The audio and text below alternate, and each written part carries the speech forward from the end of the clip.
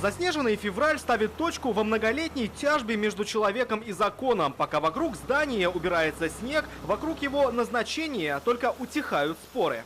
Зеленодольской городской прокуратурой была проведена проверка на предмет соблюдения собственником этого здания Фаттаховым Рафаэлем Ильюсовичем соблюдения земельного законодательства.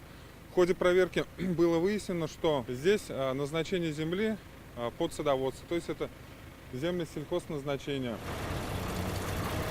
Оказывается, что все это время эллинг на этом месте находился незаконно. Земля использована не по назначению, поэтому пока решено демонтировать огромное помещение. Буквально летом катера копились у причала. Еще считанные дни перезимуют в одном из ангаров. Дальше плавсредства переезжают в другое место, ведь к работе снаружи приступает тяжелая техника.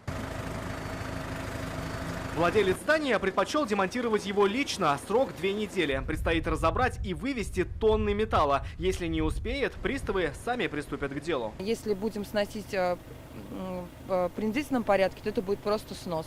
Первоначальное состояние данного участка – это пустой участок без каких-либо построек. Судебные приставы обещают управиться со зданием много быстрее. 3 дня на то, чтобы от ангара водного транспорта оставить лишь мокрое место, очистив берег от незаконных построек, продолжая работу года водоохранных зон в республике. Рамиль Шайдуллин, Амир Залюшев, ТНВ, Зеленодольский район.